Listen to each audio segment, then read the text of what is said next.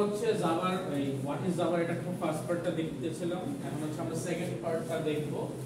So in the second part Java source কোডের কিছু naming convention আছে, অর্থাৎ আমরা যে কোডিং করব কোডিং এর কিছু রুলস রেগুলেশন আছে। আমরা বলতেছিলাম যে অবজেক্টের নেম দিব, ক্লাসের নেম দিব, এগুলা কিছু স্পেশাল কিছু আমাদের স্ট্রাকচার আছে, ওই স্ট্রাকচারগুলো আমাদের ফলো করতে হবে। So first one is all Java source file should end with .java। So যে ফাইলগুলো আমরা ক্রিয়েট করব ওই ফাইলগুলো হচ্ছে .java দিয়ে হচ্ছে সেভ থাকবে। এখানে কিন্তু একটু মিসম্যাচ করতে পারেন যে আমরা একটা ক্লাস করছি, ক্লাস কিন্তু যখন আমরা ক্লাস ক্রিয়েট করব ওই কোডটা হচ্ছে গিয়ে .class এ থাকবে, আর ফাইলটা হচ্ছে .java থাকবে, অর্থাৎ পুরো প্রজেক্টটা .java নামে হচ্ছে সেভ থাকবে, আর শুধুমাত্র ক্লাসটা থাকবে .class অথবা .jar। সো এটা কিন্তু কেউ মিসম্যাচ করে না। আচ্ছা, নেক্সট ওয়ান যেটা বলতেছে each Java file can contain only one public class. Already বলে আসছে যে আমরা যে পাবলিক ক্লাসটা লিখি এরকম ভাবে আমরা একটা ক্লাস লিখলাম যেটার নাম হচ্ছে হ্যালো। সো এই পাবলিক ক্লাস একটা ফাইলে শুধুমাত্র একবারই হতে পারে, পাবলিক ক্লাস মাল্টিপল হবে না। নেক্সট ওয়ান হচ্ছে মেইন ফাংশনের মতো না, ক্লাস আলাদা জিনিস, ফাংশন আলাদা জিনিস। ফাংশন না, আমরা মেথডস বলবো, মেথডস আর ক্লাস আলাদা জিনিস। মেথডস এর ক্লাসের মধ্যে হচ্ছে মেইন মেথডটা থাকে। সো ক্লাস হচ্ছে ওই যে বললাম না, ক্লাস হচ্ছে স্কেলেটন বা টেমপ্লেট আর অবজেক্ট, আর এই ক্লাসের মধ্যে হচ্ছে আপনি মেইন মেথড থেকে আপনার অবজেক্ট ক্রিয়েশন বা কাজ করাগুলো শুরু করবেন। ওই মেইন মেথডে যেই কাজগুলো আপনি লিখবেন ওয়ান বাই ওয়ান ওই কাজগুলো হবে। সো ক্লাসের ভিতরে হচ্ছে মেইন মেথড, আপনি এখান থেকে হয়তো লিখলেন অন্য জায়গায় লিখবেন, মেথড আলাদা জিনিস, ক্লাস আলাদা জিনিস। আচ্ছা, নেক্সট ওয়ান বলতেছে the name of the file should be the name of the public class.java। So যখন আপনি ফাইলটা ক্রিয়েট করবেন ওই ফাইলের নাম hello.java থাকবে, অর্থাৎ ক্লাসের নাম যদি হ্যালো হয় তাহলে ফাইলের নাম থাকবে hello.java। এই যে আমরা যখন গতকালকে খুলতেছিলাম দেখছিলাম ক্লাসের একটা নাম দেই, ফার্স্ট হচ্ছে প্রজেক্টের নাম দেই, সেম নামের হচ্ছে আমার জাভা ফাইলটাও খুলে ফেলে ক্লাসটাও হচ্ছে খুলে ফেলে সেম নামে। একটা নাম কিন্তু আমরা আলাদা করে কিন্তু কোডে লিখি না, জাস্ট ক্লাসটা ক্রিয়েট করার সময় একটা নাম দিচ্ছি, ওইটাই হচ্ছে হয়ে যাচ্ছে। সো এখানে দেখুন দুইটা ফাইল চলে আসে, .java একটা ফাইল আর হচ্ছে ক্লাস আপনার ক্রিয়েট হয়ে যায় এইটা সেম নামে। আচ্ছা, নেক্সট এ বলতেছে do not use abbreviations in the name of the class. Abbreviation বুঝেন, সংক্ষিপ্ত রূপ আর কি, অনেকটা যে ছোট ছোট কিছু ইউজ করে না, যাতে মানে ওই যে আমরা একটু আগে বলতেছিলাম ABC, এটা ইউজ না করাটা হচ্ছে রিকমেন্ডেড। মানে না করলে মানে করলে যে কিছু ভুল হবে এরকম না, বাট রিকমেন্ডেড আর কি। এটা যদি না করেন মিনিংফুল কিছু দিবেন যাতে আমি বুঝতে পারি এই ক্লাসটা কি জন্য কাজ করছে, এগুলো হচ্ছে ইন্ডাস্ট্রিয়াল স্ট্যান্ডার্ড। নেক্সট ওয়ান বলতেছে if the class name contains multiple words then capitalize the first letter of each word. এটা আমি হয়তো লাস্ট ক্লাসে বলে আসছিলাম যে যদি আপনার ক্লাসের নেম মাল্টিপল ওয়ার্ড হয়, ফার্স্টে আমাদের ক্লাসের নেমের ফার্স্ট লেটারটা অলওয়েজ ক্যাপিটাল হবে, এটা হচ্ছে আমাদের মাথায় রাখতে হবে। দেন নেক্সট ওয়ান যদি মাল্টিপল ওয়ার্ড হয়, ধরেন হ্যালো, ওয়ার্ড আর এক্সাম্পল, এই তিনটা মিলে আমার ক্লাসের নেম, তিনটা ওয়ার্ড। সো আমাকে ইচ ওয়ার্ডের ফার্স্ট লেটারটা হচ্ছে ক্যাপিটালে দিতে হবে। এইগুলো না দিলে যে ক্লাস ক্রিয়েট হবে না, আমার প্রজেক্টে যে কাজ করতে পারবে না এরকম না, বাট আমরা স্ট্যান্ডার্ড ইউজ করি একটা, যেটা আমাদের ইন্ডাস্ট্রিতে ইউজ হয়, ওয়ার্ল্ড ওয়াইড ইউজ হয়, সেটা হচ্ছে এরকম। সো আমরা এই রুলসটা ফলো করতে হবে। সো এটা শেখা মানে হচ্ছে আপনি ইন্ডাস্ট্রি লেভেলের মতো হচ্ছে স্ট্যান্ডার্ডে কাজ করা শেখা। সো আপনি যখন গিয়ে আপনার একটা কোম্পানিতে জব করবেন, সেই কোম্পানিতে যদি আপনি নরমালি ওই হ্যালো ওয়ার্ল্ডে এরকম করে জাস্ট হ্যালো ওয়ার্ল্ড দিয়ে দেন, তাহলে দেখবেন তারা বিরক্ত হয়ে যাবে, তারা বলবে যে এটা তো এইভাবে লেখেন, আপনি লিখে শিখে অপশন নাই। সো আপনাকে অবশ্যই স্ট্যান্ডার্ডটা ফলো করতে হবে শেখার জন্য। আচ্ছা, নেক্সট হচ্ছে এখানে আরো কিছু নেমিং কনভেনশন আছে। ক্লাসেরটা অলরেডি আমরা দেখে ফেলছি যে যদি মাল্টিপল ওয়ার্ড হয় first one should be the capital letters, and then if we use variables and methods name, then it starts with a lowercase letter, after that use title case। so এখানে যে জিনিসটা বলতেছে যে first এ আমরা যদি variable আর method use করি তাহলে first লেটারটা হবে হচ্ছে স্মল। সো আমি ধরেন এখানে একটা ভ্যারিয়েবলের নেম দিচ্ছি হচ্ছে a even না এই ধরেন প্রাইম নাম্বার ভ্যারিয়েবলের। সো আমার ফার্স্ট ওয়ার্ডের ফার্স্ট লেটারটা হচ্ছে স্মল হবে, অর্থাৎ ফার্স্টটা স্মল, তারপরে নাম্বারটা আমি হচ্ছে ক্যাপিটালে লিখব। সো টাইটেল কেস, এটাকে বলা হয় টাইটেল কেস। সো এইখানে দেখেন একটা ভ্যারিয়েবলস বা মেথডস এর নেম দিচ্ছে variable and method names. So প্রথমটা কিন্তু আমরা কি স্মল লেটারস লিখতেছি, আর পরের যতগুলো ওয়ার্ড আছে সবগুলো হচ্ছে আমরা ফার্স্ট লেটারটা ক্যাপিটাল ইউজ করতেছি। এটা হচ্ছে আমাদের রুলস। থার্ড ওয়ান হচ্ছে কনস্ট্যান্টস এর নেম যদি আমরা ইউজ করি, কনস্ট্যান্ট হচ্ছে আমরা ইউজ করছিলাম ক্লাসে সি থেকে আমরা ইউজ করে আসছিলাম, ওই যে স্ল্যাশ দিয়ে তারপর হচ্ছে সরি হ্যাশ দিয়ে ডিফাইন, এরকম কি দেখছিলেন। তারপর হচ্ছে আমরা ধরেন পাই লিখি, তারপরে 3.1416 এরকম টাইপের কিছু একটা দেখে আসছিলেন। আচ্ছা যদি দেখে থাকেন তাহলে তো ভালো, এটা হচ্ছে কনস্ট্যান্ট ডিক্লেয়ার করে, আর যদি না দেখে থাকেন সমস্যা নাই। সো সিমিলার টাইপের এখানে আমরা কিছু কনস্ট্যান্ট ডিক্লেয়ার করি। এই কনস্ট্যান্ট ডিক্লেয়ার করা মানে হচ্ছে কনস্ট্যান্ট এমন একটা জিনিস যেটার ভ্যালু আমি একবার অ্যাসাইন করে দিব, আমার থ্রুআউট পুরো কোডের মধ্যে ভ্যালুটা সেম থাকবে, আমি আর চেঞ্জ করব না। এটাকে আমরা বলি হচ্ছে কনস্ট্যান্ট। সেই কনস্ট্যান্টের যখন আমি হচ্ছে নেম দিব তখন আমরা কি লিখব, সবগুলো হচ্ছে ক্যাপিটাল ওয়ার্ডে লিখব, সরি ক্যাপিটাল লেটারে লিখব, এন্ড মাঝখানে ওয়ার্ডের মাঝখানে আমরা হচ্ছে আন্ডারস্কোর ইউজ করব। এটা হচ্ছে আমাদের একটা constant declare system in Java programming language. Next হচ্ছে জাভা আইডেন্টিফায়ার রুলস। আইডেন্টিফায়ার বলতে কি বুঝেন, এটা তো অবশ্যই পড়া হয়েছে, অলরেডি লেখা আছে, তারপর বলতে পারতেছেন না। Identifier is a name given to a variable, class or method। তার মানে কোন একটা ভ্যারিয়েবল, ক্লাস বা মেথডকে আমি যেভাবে চিনতে পারি, যে জিনিসের মাধ্যমে আমি কিভাবে চিনব, নামের মাধ্যমে, এই নামটাকেই বলতেছে হচ্ছে আইডেন্টিফায়ার। সো যেই নামেই আমি চিনবো এটাই হচ্ছে ওই ভ্যারিয়েবলের আইডেন্টিফায়ার। সো আইডেন্টিফায়ার কি কি কন্টেইন করতে পারে বা তার নামগুলো কি হতে পারে, এটা হচ্ছে এখানে রুলসটা বলা আছে যে Java identifier can contain letter, number, underscore or dollar sign। So এই চারটা জিনিস হচ্ছে সে রাখতে পারে। Cannot start with number। So এটা হয়তো আপনাদের একটু সিটে বলা হয়েছে, ফর্মালি না বলা হলেও ইনফর্মালি বলা হয়েছে যে আমি কোনো ভ্যারিয়েবল, ক্লাস বা মেথডের নেই নাম্বার দিয়ে শুরু করতে পারবো না, আমাকে অবশ্যই অন্য কিছু দিয়ে শুরু করতে হবে। Identifiers are case sensitive। So case sensitive কারণ আমি যদি এই প্রাইম নাম্বারটা এইভাবে লিখি, এটাকে আইডেন্টিফাই করার জন্য সবসময় আমাকে এইভাবে লিখতে হবে।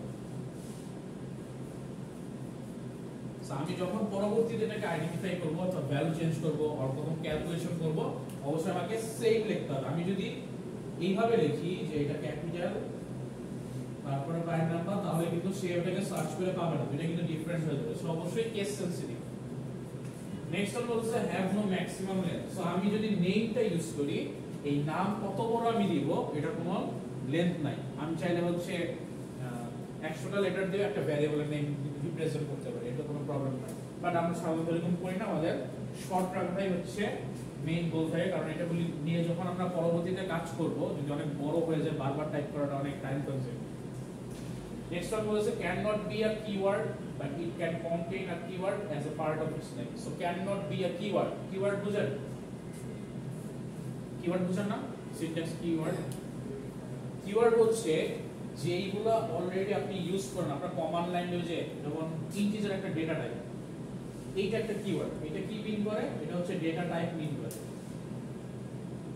বুঝতে পারছেন। সেইগুলোকে হচ্ছে আমরা কিওয়ার্ড। তার মানে আমার লাইব্রেরিতে অলরেডি যে কিওয়ার্ড মানে যেই কমান্ডসগুলো সেভ করা আছে, ওই কমান্ডসগুলো যে সিনট্যাক্সের মাধ্যমে প্রেজেন্ট করি ওগুলোকে আমরা বলতেছি হচ্ছে কিওয়ার্ড। এখন এই কিওয়ার্ডগুলো আমরা ইউজ করতে পারবো না। সাপোজ আপনি যদি একটা ভ্যারিয়েবল ডিক্লেয়ার করতে চান ইন্ট নামে, তাহলে এটা পসিবল না। কিন্তু আপনি যে কাজটা করতে পারবেন ইন্ট এ বি ইউজ করতে পারবেন, অর্থাৎ একটা পার্ট থাকতে পারে সেম নেমে কিওয়ার্ডের, বাট ডাইরেক্ট কিওয়ার্ডটা ইউজ করতে পারবেন। এখন হচ্ছে আমরা একটু জেভিএম এর কাজটা দেখে হচ্ছে বোঝার চেষ্টা করি। এটা অলরেডি আমরা একটু আগে লাস্ট ক্লাসে বা লাস্ট স্লাইডটাতে বলে আসছি যে ক্লাস ফাইলের মধ্যে থাকে সে কি কনভার্ট করে উইন্ডোজ জেভিএম জাভা ভার্চুয়াল মেশিনে পাস করে, আর জাভা ভার্চুয়াল মেশিন কি করে তারপর এটাকে কনভার্ট করে আমাদের মেশিনে হচ্ছে প্রোভাইড করে যে 0 1 এ কনভার্ট করে। সো এক একটা অপারেটিং সিস্টেমের জন্য এক ধরনের জেভিএম হচ্ছে থাকে। এখন আসে হচ্ছে আমাদের যে কম্পাইল টাইম, এই কম্পাইল টাইমে কি কাজ করে, অর্থাৎ আমরা এখন যে কাজটা করব সেটা হচ্ছে আমরা জাভা কোডিং এর ফ্লোটা দেখব, যে আমরা যখন ফার্স্টে কোড দেখি কম্পাইলার তাকে কি করে, কম্পাইলার এর মাঝখানে কি কি কাজ করে, আর লাস্টে আমরা কিভাবে হচ্ছে এই আউটপুটগুলো দেখতে পাই। সো ফার্স্ট ওয়ান যখন হচ্ছে আমরা জাভা কোডটা হচ্ছে ইউজ করি, সিম্পল একটা কোড লিখছেন আপনি যেটা নাম হচ্ছে সিম্পল জাভা, এখানে আপনি কিছু কোড লিখলেন, এইটা কি করবে কম্পাইলার কম্পাইল করে পাইপ কোডে কাজ করবে, অর্থাৎ পাইপ কোডে কনভার্ট করবে। কিন্তু এই টাইমটাতে কি কি কাজ হয় এটা হচ্ছে আমরা একটু জানবো। সো দেখেন যখন হচ্ছে কি কম্পাইল টাইমে কাজ করে সে কি করে লাইন বাই লাইন হচ্ছে কনভার্ট করে বাইট করে হচ্ছে ট্রান্সফার করে বা ট্রান্সলেট করে। এটা হচ্ছে কম্পাইলারের কাজ, সে কম্পাইল টাইমে এই কাজটা করে। আর এরপরে কম্পাইল করার পরে যখন সে রান করা শুরু করে, JVM এ যখন সে রান করা শুরু করে এই বাইট কোডটা, তখন হচ্ছে এই স্টেপগুলো সে কমপ্লিট করে। সো ফার্স্ট দেখেন ক্লাস ফাইল থেকে আসলো, সে ক্লাস লোডারে ঢুকবে, বাইট কোড ভেরিফাইড হবে যে হ্যাঁ এটা বাইট কোড, এটাতে কোনো প্রবলেম আছে কিনা। তারপর ইন্টারপ্রেটার আছে যে হচ্ছে বাইট কোডটাকে কনভার্ট করে, তারপর রান টাইমে কনভার্ট হয়ে সেটা কি হয় 0 1 এ কনভার্ট হয়ে যায়, তারপর রান টাইমে সে হার্ডওয়্যারকে পাস করে দেয়, রান টাইমটা কমপ্লিট করে, অর্থাৎ টোটালটা রান করা শেষ, দেন সে কি করে হার্ডওয়্যারে পাস করতে হয় ইনস্ট্রাকশনগুলো। সো ফার্স্ট আমরা একটু ক্লাস লোডারটা দেখি যে একদম ফার্স্ট স্টেপে ক্লাস লোডারটা অ্যাকচুয়ালি কি কাজ করে। It is the subsystem of JVM that is used to load class file. So ওই যে ক্লাস ফাইল যেটা আপনি অলরেডি ক্রিয়েট করে আসছেন, যেটা আপনাকে বাইট কোডে কনভার্ট হবে, সেটা হচ্ছে সে কি করে লোড করে আসে। নেক্সট হল হচ্ছে byte code verifier, checks the code fragments for illegal code that can violate access right to object. So এমন কোন কোড চলে আসছে কিনা যে কোডটা আপনাকে কোনো ইলিগাল কোড বা ভুল জিনিস দিচ্ছে বা রং কোনো ইনফো দিচ্ছে বা আপনার অবজেক্টের কোন একটা কেসে সলভ করতে পারতেছে না, এরকম কিছু আছে কিনা সেটা ভেরিফাই করে। the interpreter কি করে read bytecode string then execute the instruction, মানে বাইটকোড যে আপনি পেয়ে গেছি কনভার্ট হওয়ার পরে কম্পাইল টাইমে, এটাকে সে রিড করা শুরু করে, আর রিড করতে করতে সে হচ্ছে কি ওই এক্সিকিউশন সরি ইনস্ট্রাকশনগুলো এক্সিকিউট করে, এক্সিকিউট মানে ওই কাজগুলো করতে থাকে। আচ্ছা তারপরে সে কি করে ইন্টারপ্রেটার যখন এটা কমপ্লিট করে ফেললো, আপনার রান টাইম কমপ্লিট হয়ে গেল, এন্ড রান টাইমের পরে সেটা কি ইনস্ট্রাকশনটা হার্ডওয়্যারে পাস হয়ে গেছে। সো এইভাবে হচ্ছে আমরা পুরো ফ্লোটা নিয়ে কাজ করি, অর্থাৎ আমাদের জাভা প্রোগ্রামিং ল্যাঙ্গুয়েজ এইভাবে হচ্ছে পুরো ফ্লোটা নিয়ে কাজ করে। আচ্ছা এখন একটা কোশ্চেন আছে, can you have multiple classes in a Java source file?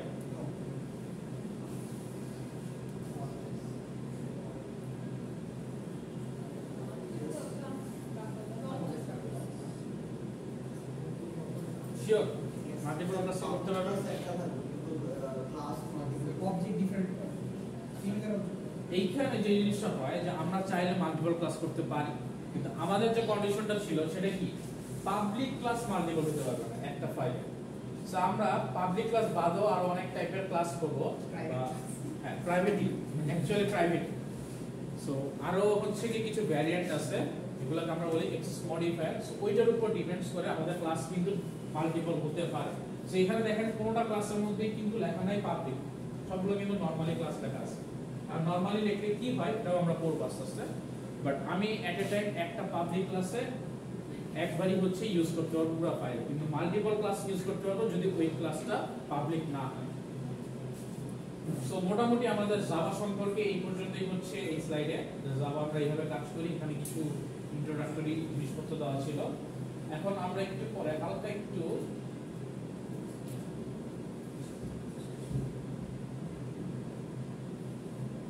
Data type variable একটু দেখি।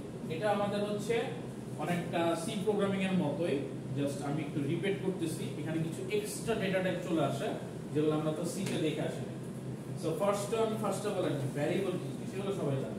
So variable is the name reserve area allocated in memory. So যখন আপনি একটা ভ্যারিয়েবল ক্রিয়েট করবেন তার মানে সে কি কাজ করে, সে ওই নামে একটা এরিয়া রিজার্ভ করে বা একটা মেমরি হচ্ছে স্পেসে সেভ করে রাখে বা একটা জায়গা দখল করে রাখে যদি বলতে পারি।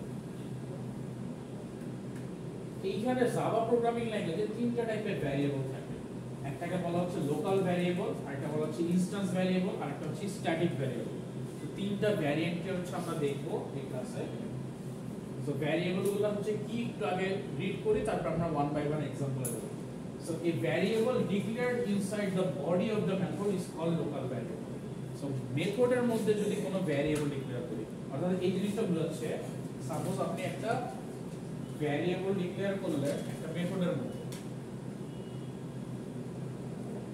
এটার একটা एग्जांपल যদি আমরা দেখি যে আপনি এখানে ডিজাইন করলেন void print নামে একটা মেথড, এই মেথডে আপনি হচ্ছে int x এটা ডিক্লেয়ার করলেন, এটা হচ্ছে আপনার লোকাল ভ্যারিয়েবল।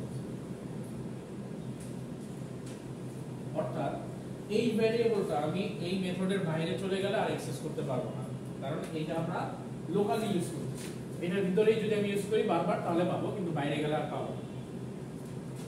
আর লাস্ট ওয়ান বলতেছে যে a local variable cannot be defined with static, আর স্ট্যাটিক কেন বলতেছি, মানে কেন হইতে পারবে না, এটা আমরা স্ট্যাটিকটা পড়লে আর একটু বুঝতে পারবো। জাস্ট মাথায় রাখেন যে স্ট্যাটিক পেতে পারবে না।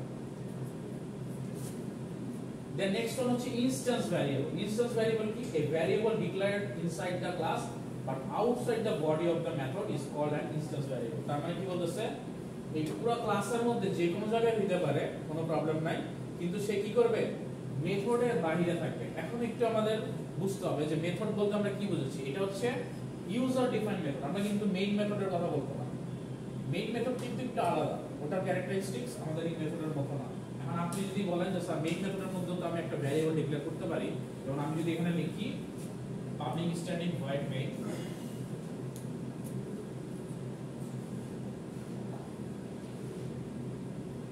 স্ট্রিং আর্টস,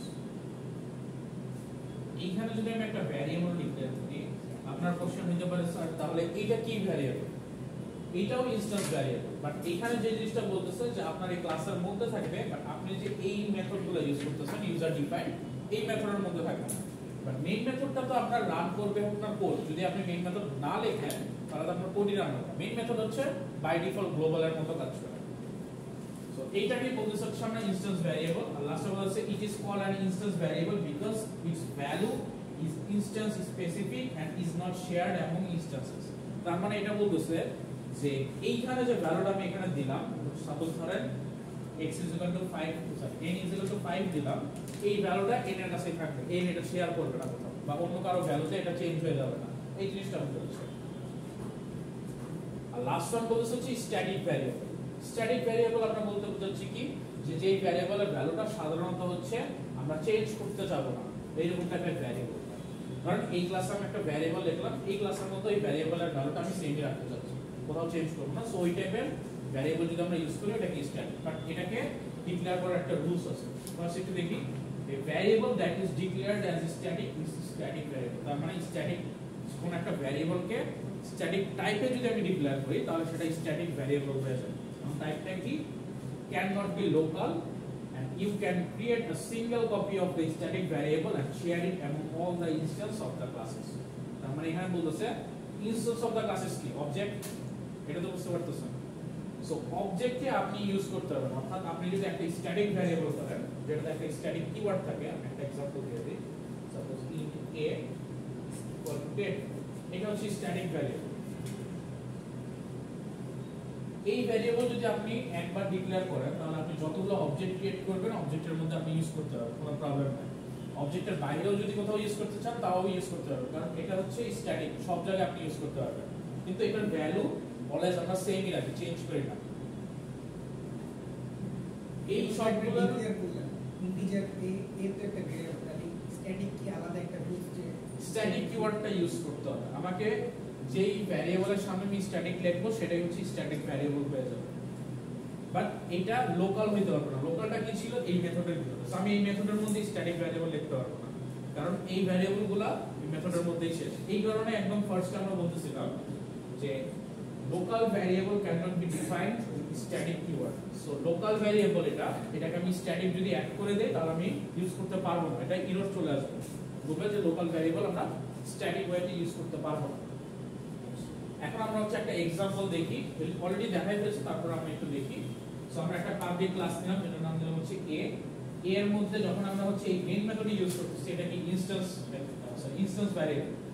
যখন আমরা এই মেথডের ভিতরে ইউজ করতেছি তখন কি লোকাল ভ্যারিয়েবল, আর যখন আমরা ক্লাসের মধ্যে লিখতেছি স্ট্যাটিক কিওয়ার্ড ইউজ করে তখন কি হয়ে যাচ্ছে স্ট্যাটিক ভ্যারিয়েবল।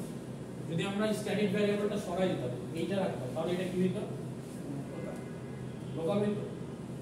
আমরা কি কোনো মেথডের মধ্যে লিখতেছি নাকি ক্লাসের মধ্যে লিখতেছি, ক্লাসের মধ্যে, মেথডের বাইরে, তার মানে ইনস্ট্যান্স ভ্যারিয়েবল।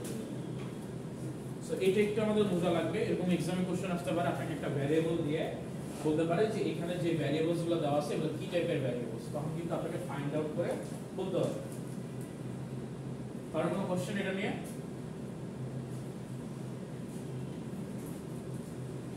আচ্ছা, এখন হচ্ছে আমরা একটু ডেটা টাইপসটা দেখি। ডেটা টাইপস হচ্ছে আমাদের দুইটা ডেটা টাইপস থাকে আমাদের জাভা প্রোগ্রামিং ল্যাঙ্গুয়েজে। সি এর মধ্যেই অনেকটা সিমিলার টাইপের, জাস্ট আমরা এখন একটু ইন ডিটেইলস এর ডেটা টাইপস গুলো করব। ফার্স্ট ওয়ান হচ্ছে primitive data types. Second one হচ্ছে আমাদের নন প্রিমিটিভ। এখন প্রিমিটিভ বলতে কি বোঝাচ্ছে? প্রিমিটিভ বলতে বোঝাচ্ছে জাস্ট আমরা একটা ডেটা রাখতে পারি, মাল্টিপল ডেটা রাখতে পারি না, এরকম ডেটা টাইপগুলোকে আমরা প্রিমিটিভ হিসেবে কাউন্ট করি। সেটার মধ্যে ইনক্লুড কে কে আছে দেখেন, বুলিয়ান আছে, তারপরে ক্যারেক্টার আছে যে ক্যার, এইখানে নতুন করে আমাদের ইন্ট্রোডিউস হচ্ছে বাইট, যেটা আমরা আগে ইউজ করি না। এগুলো সবগুলোরই আমরা এক্সপ্লেনেশন করব কোনটা কি কাজ করে। দেন হচ্ছে শর্ট নামে হচ্ছে আমরা একটা ভ্যারিয়েবল করব, ইন্ট আমরা জানি, লং নামে একটা ভ্যারিয়েবল সরি ডেটা টাইপ করব, তারপর ফ্লোট, ডাবল এগুলো আমরা জানি। নন প্রিমিটিভ হচ্ছে কি, যেখানে আমি হচ্ছে মাল্টিপল ডেটা রাখি, অর্থাৎ একটা সিকোয়েন্স অফ ডেটা রাখি বা মোর দেন ওয়ান ডেটা রাখি। সো ওইটার মধ্যে কি আছে? ক্লাসেস। ক্লাসেস আমরা অনেকগুলো ডেটা রাখি। তারপর হচ্ছে ইন্টারফেসেসটা আপনারা এখনো পড়েন নাই, ইন্টারফেসেসও ক্লাসের মতোই অনেকটা দেখতে, এটা আমরা পরে পড়বো। সো এখানে আপনারা তখন বুঝতে পারবেন। আর লাস্ট হচ্ছে অ্যাড, অ্যাডে তো বলে আসছে, এটা আমরা কি মাল্টিপল ডেটা রাখি, সো এটা হচ্ছে নন প্রিমিটিভ টাইপ। আচ্ছা, এখন হচ্ছে প্রিমিটিভ গুলার কোনটা কি মিনিংস করতেছে। সো আমরা বলছিলাম নতুন আমরা একটা দেখে আসছি, সেটা হচ্ছে বাইট। বাইট অ্যাকচুয়ালি কি 8 বিট ইন্টিজার টাইপ, তার মানে ইন্টিজার শিখে আসছেন। বেসিক্যালি আপনার ডেটা টাইপ হচ্ছে 4টা রকমের, এর বাইরে ডেটা টাইপ থাকবে না। সেটা হচ্ছে ইন্টিজার, ফ্লোট, ক্যারেক্টার আর হচ্ছে বুলিয়ান। সো এই 4টার বাইরে কোনো ডেটা টাইপ নাই। এটা শর্টার ভার্সনকে আমরা একটা নাম দেই, লঙ্গার ভার্সনকে আরেকটা নাম দেই, এরকম করে। বাট এই 4টাই হচ্ছে আমাদের ডেটা টাইপ। সি তে আমরা বুলিয়ানকে বুল লিখতাম, বাট এখানে হচ্ছে আমরা বুলিয়ান দিয়ে লিখি। এখন হচ্ছে দেখেন, বাইট হচ্ছে 8 বিট ইন্টিজার টাইপ, শর্ট হচ্ছে 16 বিট ইন্টিজার টাইপ, ইন্ট হচ্ছে আমাদের 32 বিটস ইন্টিজার টাইপ, যেটা আমরা নরমালি সি তে ইউজ করে আসছি। সি তেও কিন্তু 32 বিটস ইন্টিজার টাইপ থেকে আমরা ইন্ট বলতাম। নেক্সট অন লং কি, লং হচ্ছে 64 বিট ইন্টিজার টাইপ, তার মানে ইন্টিজার টাইপের আপডেট মানে বড় ভার্সন, লার্জার ভার্সন। ফ্লোট কি 32 বিট ফ্লোটিং পয়েন্ট টাইপ, এটা আমরা জানি। ডাবল কি 64 বিট ফ্লোটিং পয়েন্ট টাইপ, মানে এর বড় ভার্সন। ক্যারেক্টার কি, একটা ক্যারেক্টার রাখে, এটা সিম্বল ক্যারেক্টার স্টোর করে। আর বুলিয়ান হচ্ছে কি লজিক্যাল ভ্যালু হচ্ছে সেই স্টোর করে, হয় ট্রু রাখবে অথবা ফলস রাখবে। এখন এই বুলিয়ানের মধ্যে একটু ডিফারেন্স হচ্ছে, সি তে আমরা বুলিয়ানে কি রাখতাম, 0 অথবা 1 রাখতাম, যেখানে একটা রাখতাম। বাট এইখানের বুলিয়ানে অ্যাকচুয়ালি ট্রু ফলস রাখা পসিবল।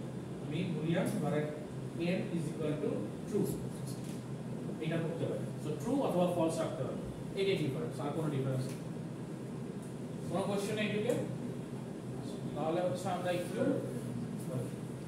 আমাদের যদি কোনো একটা ডেটা টাইপ যদি ওটার বিট সংখ্যা 8 এর বেশি হয় তখন এটা শর্ট হয়ে যায়, আর যদি 8 এর নিচে হয় তখন এটা বাইট হবে না, এটা হবে না। আপনি ডিক্লেয়ার করবেন আপনার কতটুকু দরকার, তার উপর ডিপেন্ড করে আপনি ডিক্লেয়ার করবেন। আপনার যদি এরকম ডেটা দরকার, ভ্যারিয়েবল দরকার, আপনি তো ভ্যারিয়েবল ডিক্লেয়ার করবেন অ্যাকচুয়ালি। সো আপনার যদি এইরকম ডেটা দরকার যেটার ভ্যালু কখনো 8 বিটের বেশি হবে না, সো ওইরকম ভ্যারিয়েবলটা আপনি শর্ট টাইপের হচ্ছে ডেটা টাইপে ডিক্লেয়ার করবেন।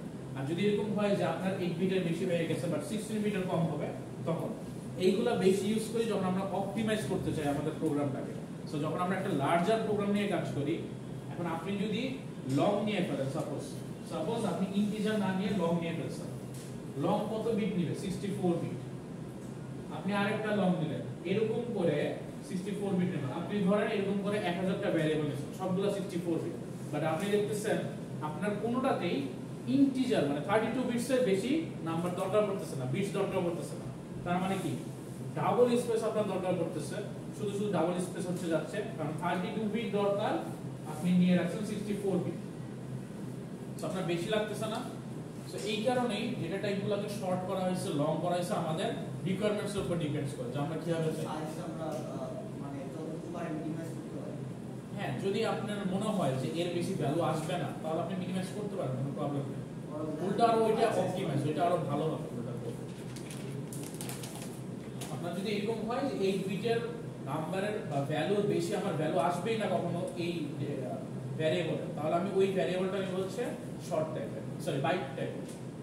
আর যদি 16 বিট হয় তাহলে হচ্ছে শর্ট। এটা আমার উপর ডিপেন্ড করতেছে, আমার উপর। একটা ভ্যারিয়েবলের ভ্যালু 8, তো এটা ভ্যালু 8 না, বিটস। বিটস কিন্তু আপনি একটু ডিফারেন্স আছে, আমি একটু বলি। আপনি বিটস বলতে যেটা বোঝায় যে বাইনারি 1 2 3 4 5 এই যে বিট আছে না, এই বিটের মধ্যে যতগুলো রেঞ্জের ভ্যালু আছে এই সবগুলা রেঞ্জের ভ্যালু আপনি ওই বাইটের মধ্যে রাখতে পারবেন।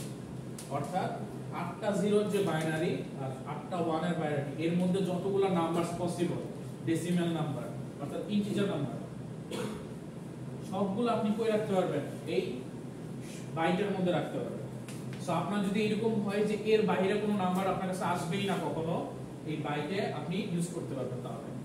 আর যদি আপনার কাছে মনে হয় যে না বেশি আসতে পারে, যেমন আমি এটার একটা एग्जांपल দেই, ব্যাংকের অ্যাকাউন্ট নাম্বার আপনি দেখবেন অলওয়েজ 11 ডিজিটে হয়, এর বেশিও হয় না কমও হয় না, অলওয়েজ 11 ডিজিট। সো আপনি দেখতেছেন যে 11 ডিজিটে যদি আমি কাজ করি হয়তো আমার শর্ট এন্ডেই কাজ হয়ে যায়, 16 বিটের বেশি ভ্যালু আসবে না কখনো। সো সেই ক্ষেত্রে আপনি কিন্তু শর্ট ইউজ করতে পারেন, তখন কিন্তু আপনার ইন্টিজার ইউজ করা দরকার নেই বা ইন্ট ইউজ করা দরকার নেই, বুঝতে পারছেন? সো ওইটা হচ্ছে আপনার জন্য অপটিমাইজ, যে আপনার অ্যাপ্লিকেশনগুলো জায়গা কম নেবে ভ্যারিয়েবলের জন্য, সো আপনার অ্যাপ্লিকেশনটা আরো ফাস্ট হবে। এই কারণে যত অপটিমাইজড হয়ে আপনি অ্যাপ্লিকেশন ডেভেলপ করতে পারবেন তত হচ্ছে ভালো এই অ্যাপ্লিকেশনটা মার্কেটে রান করতে বা রিলিজ করতে পারবেন তত ভালো।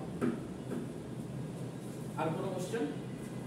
আচ্ছা, এখন আসি যে আমরা যদি নরমালি ডেটা টাইপগুলো ডিফল্ট রাখি, ডিফল্ট বলতে বোঝাচ্ছে আমি ডেটা ডিক্লেয়ার করলাম কিন্তু আমি কোনো ভ্যালু হচ্ছে তাকে দিচ্ছি না। ধরেন আমি এই যে এখানে একটা ভ্যারিয়েবল ডিক্লেয়ার করলাম না, এখানে আমি কোনো ভ্যালু দিছি, কোনো ভ্যালু দেইনি, বাট এটার ভ্যালু কি থাকবে, এটার ভ্যালু যেটা থাকবে ওটা আমরা বলি ডিফল্ট ভ্যালু। সো এখানে ডিফল্ট ভ্যালুর একটা চার্ট দেওয়া আছে, আমরা একটু দেখি ডিফল্ট ভ্যালুগুলো কি থাকে। বুলিয়ানের ক্ষেত্রে সবসময় ডিফল্ট ভ্যালু থাকে ফলস, আর সেই মেমোরিতে স্পেস নেয় হচ্ছে 1 বিট। ক্যারেক্টারের ক্ষেত্রে সবসময় এটা থাকে, এটা হচ্ছে নাল ক্যারেক্টার রিপ্রেজেন্ট করে। সো এই ক্যারেক্টারটা অলওয়েজ বাই ডিফল্ট থাকে, এটা হচ্ছে প্রেজেন্ট করে নাল, অর্থাৎ কিছু নাই। এইটা জায়গা নেই হচ্ছে 2 বাইট, বিট না কিন্তু বাইট জায়গা নেই, ক্যারেক্টার জাভা বাইট যদি কিছু না দেন ডিফল্ট ভ্যালু থাকবে 0, শর্টের ক্ষেত্রেও 0, ইন্টিজারের ক্ষেত্রেও 0। সো আমরা যেহেতু ইন্টিজার ডিক্লেয়ার করে আসছি, সো আমরা যদি এটা প্রিন্ট করি তাহলে ভ্যালু কত পাবো, 0। লং এর ক্ষেত্রে 0l, এটা 0 ই অ্যাকচুয়ালি দেখাবে, l দেখাবে না। তারপর ফ্লোটের ক্ষেত্রে 0.0 আর ডাবল এর ক্ষেত্রে 0.0। এখন আসি এগুলা l f b দিয়ে কেন বোঝানো হলো। জাভা প্রোগ্রামিং ল্যাঙ্গুয়েজে যখন আমরা কাজ করি যদি লং বোঝাইতে হয় ওই ভ্যালুটা যদি আমরা লিখি তাহলে আমাকে একটা l দিয়ে দিতে হবে, আদারওয়াইজ সে বুঝবে না এটা লং। এফও সে ধরেন আপনি একটা ভ্যালু দিলেন float y is equal to 5.5, আপনাকে অবশ্যই পাশে একটা f মেনশন করে দিতে হবে, তাহলে সে বুঝতে পারবে এটা আমি ফ্লোটিং নাম্বার রাখছি। সো অনেক সময় আমরা যদি এটা না দেই তাহলে আমাদের মিসম্যাচ হবে, এই কারণে দেখবেন এখানে f দাও, কি দাও, ফ্লোট দিলেও আপনি যখন ভ্যালুটা দিবেন এই ভ্যালুটা হচ্ছে ফ্লোটিং টাইপের, এটা হচ্ছে আপনাকে বুঝাইতে হবে। এটা সিতে প্রবলেম হয় নাই, বাট এখানে কিন্তু প্রবলেম হবে কিছু কিছু ক্ষেত্রে, সব ক্ষেত্রে না। আপনি আবার কিছু ক্ষেত্রে দেখবেন যে নরমালি দিচ্ছেন বাট প্রবলেম নাই, বাট এটা যখন কনভার্ট হয়, কনভার্সনের একটা আমরা ওয়ে দেখবো লাস্টে, যে আমরা ছোট টাইপ থেকে বড় টাইপে কনভার্ট নিতে পারি, মানে ডেটা টাইপগুলো কনভার্ট করতে পারি। কারণ আপনি ইন্টিজার ভ্যালুটা আপনি ফ্লোটে রাখতে পারেন, প্রবলেম নাই, কিন্তু ফ্লোট ভ্যালু আপনি ইন্টিজারে রাখতে পারবেন, এরকম একটা কনভার্সন আমরা দেখি পরবর্তীতে দেখব। সো ওই টাইমে আমাদের এই মিসম্যাচগুলো বেশি হয়। সো এই কারণে বেস্ট প্র্যাকটিস হচ্ছে আমরা f লং এর জন্য m আর ডাবল এর জন্য d টা দিয়ে দিই। আচ্ছা, তারপরে হচ্ছে 8 বিট পর্যন্ত জায়গা রাখে, ঠিক আছে। আজকে আমরা হচ্ছে এই ডেটা টাইপ পর্যন্তই রাখবো, এরপর আর আগাবো না।